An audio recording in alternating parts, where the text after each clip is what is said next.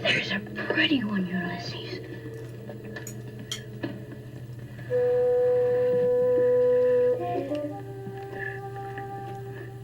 There it is. Hello BookTube, I'm Sean the Book Maniac. Welcome back to my channel. Here I am with another Friday Reads, and ladies and gentlemen, I am officially out of control. If you've been paying close attention to my channel, I don't know why you would, but if you have been paying close attention to my channel, I have put up 2 TBR videos since you last saw me on a Friday. One is the Springathon, and the other is the Asian Readathon. So I have just expanded my current reading stash. I don't think I could lift the pile of books I'm currently reading. So, Jesus. And I've only finished one book. I promised myself, in order to justify taking on the Springathon, that I had to finish at least 2 books by the time the Springathon started on Monday, May 4th, and I only finished one of them in about 15 minutes ago. So my slow reading, my resistance to finishing books fast for any purpose whatsoever, continues. I love it, but I am adding more to the mix. Let's see. How many books am I actively reading? I don't think I want to know. I won't include books that I've been too lazy to actually bail on, but I've bailed on them mentally. So that is just one. That's the India book. But including the Clarissa, was it a 34-hour audiobook? I am currently reading 1, 2, 3, 4, 5, 6, 7, 8, 9, 10, 11, 12, 13, 14, 15, 16. I am currently reading 17 books, people. Most of them actively. Not all of them on a daily basis, but most of them on a every other day basis. It's ridiculous, and I love it. I have lots to tell you, but there hasn't been a lot of movement in terms of books finished. I have bailed on 2. I'll start with that. Sadly, I bailed, as projected, on the new Paulette Giles novel, Simon the Fiddler. It was so boring. He was such a boring character. As I said last week, the historical backdrop was interesting. Nothing else was. So I don't think I think I continued maybe a half chapter more on audio after you heard from me last Friday. And my first bail of my new stuff is this morning. I decided to bail on Bird's Art Life by Kyle MacLear.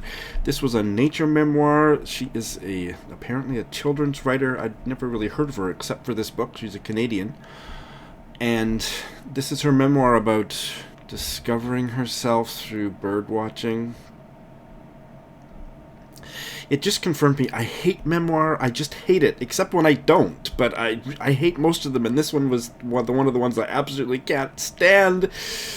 That kind of navel gazing. I just can't stand it. It just makes me ill. So I didn't get very far.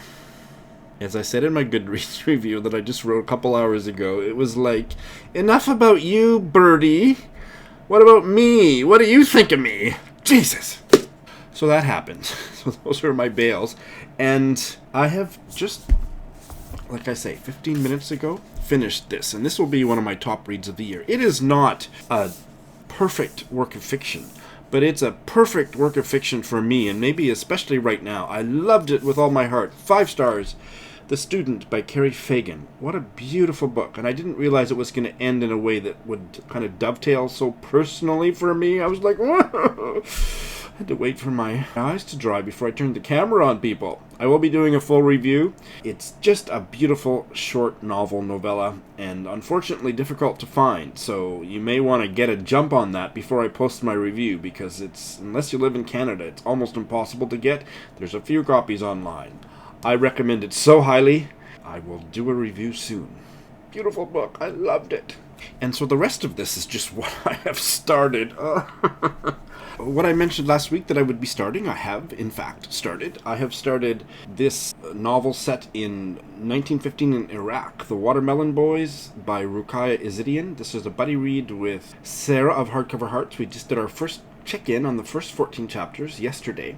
I'm enjoying it. It reads like a debut novel that has definite strengths and some weaknesses, but I am beguiled by the story. It's a part of the world and an era of that part of the world that I know little about, and it's well done in many ways. The flaws are obvious, but not preventing me thus far from engrossing myself in the story. So more on that later, but it's starting out pretty good. And you know, drama queen that I am, I'm not going to say much about this one, people, but I have started Sally Rooney's Normal People, and I am 40 pages in, and I'm not going to tell you another blessed thing about it until I finish. I mean, I haven't bailed, so you can draw your own conclusions, but there's more than one interpretation. Maybe I'm enjoying hate reading it, maybe I'm not hating it, maybe I'm loving it. I will keep you in suspense until I finish, and at the rate of which I'm finishing books, that might be in September. But yes, I have started it. Oh, the drama! The Irish poet Evan Boland died about 10 days ago. I studied her. I took an Irish poetry class as an undergrad many years ago, and I remember liking her poetry and had kind of forgotten all about her. And she died age 75, like I say, about 10 days ago. And so there was all kinds of favorite poems by her on Twitter and here, there, and everywhere. And that kind of reacquainted me with her wonderful poetry. So Amazon Japan had one copy of one of her collections left for like $3 or something. So I snatched it up. And this is called Selected Poems. It's not that recently published, 1989.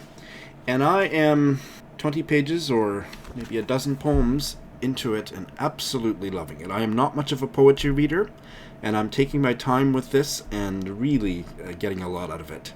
Evan Boland, she was an amazing poet. So now it's time to talk about all the ones from my TBRs for the current readathons. Jeepers. For the Asian readathon, I have started a short story collection from Korea that I've had on my shelf for years. A Man by Hwang Soon-won. As I said in the TBR, I was going to do it for the Asian Readathon last year and discovered, it's a collection of short stories, and I wasn't in the mood. I am in the mood this year, and it's good. Translated from the Korean by Bruce and Ju-chan Fulton. Really good translation. I am only maybe halfway through the first long story, and it's about a dog, and I'm not really one to get into stories about animals, but thankfully it's not. Is it anthropomorphized? Is that the right word? It's not an anthropomorphic story about a dog, so I'm really enjoying it. The writing is really strong. I don't know anything about this guy. It's part of the Portable Library of Korean Literature, and they seem to be still in print. You can only get them from Korea, but they're English translations. There's about 40 or more of these books in this Portable Library of Korean Literature. I want to somehow get them from Korea because they're cheap and they seem to still be in print, but the entire webpage, except for the title, is in Korean, so I'm going to need some help to order those. But based on how well this one's starting out, I want the whole series. I guess in terms of the Asian Readathon, that's all I've started so far. I have just filmed my first discussion video about a short story by an Asian writer that will be going up on my channel and the other BookTubers channel very soon. The last two are for the Springathon. Melissa Harrison's novel, All Among the Barley. It's starting out really good. It's a farm novel set in the 1930s. I've only read 30 pages so far because, I'm reading all these books at the same time, but it's starting out really strong. I think I'm going to love it. Beautiful writing, beautiful descriptions of nature, and a great story about an unconventional woman. There's something happened, I don't know yet what, but where she had to leave the family farm. Melissa Harrison has other novels out that I've heard about, and she has a recent podcast about her love of nature. And these all sound like she might be a really old woman. She's a very young, attractive, urban-looking woman, but she loves nature, and she has a podcast about that you should check out. I'll put a link in the show notes. I'm absolutely loving the way this novel has begun. And finally, for Springathon, this Scottish novel, The White Bird Passes by Jessie Kesson. Published in 1958, and I haven't read enough to say much. I've read maybe 15 pages, but I'm enjoying it. It is not set in rural Scotland, at least not so far. It's set in, I don't think we know the name of the town or city. It seems like a city, like a close-knit neighborhood in the back, just off High Street, and lots of characters. I think some of them might be prostitutes. I'm not sure. I can't quite make head nor tail of it. I'm really enjoying the writing. Also, starting out great. This is a late edition because I am so scatterbrained today and I'm making so many changes to my currently reading folder. I don't know why I'm using the word folder, but anyway, I did replace the audiobook of Bird's Art Life with another non-fiction nature book. One that I have had my eye on since it was first published a decade or more ago. I think I no longer. I remember seeing it in bookstores in Canada and thinking, that, I'm not a big non-fiction reader, but that book sounds interesting. And it is called The World Without Us by Alan Weisman. And so I started it. I quit Bird's Art Life in a huff on my exercise bike this morning and immediately started The World Without Us. So as you probably know, it's a pretty famous book. Weisman explores how the human infrastructure would collapse and vanish without human presence. And that's a timely thing because I think that's what's happening, people. We're vanishing. Nature is coming out of hiding because we are hiding. Whether we're talking about the coronavirus pandemic or global warming, I think humans are not long for this world, and this book is about what that would be like. And I've just listened to maybe half of chapter 1, or maybe the foreword on the audiobook, and it's certainly holding my interest, so that is in progress as well. So now I guess I'm reading 18 books concurrently. Are you worried about me yet? Do you think I need to have my head examined?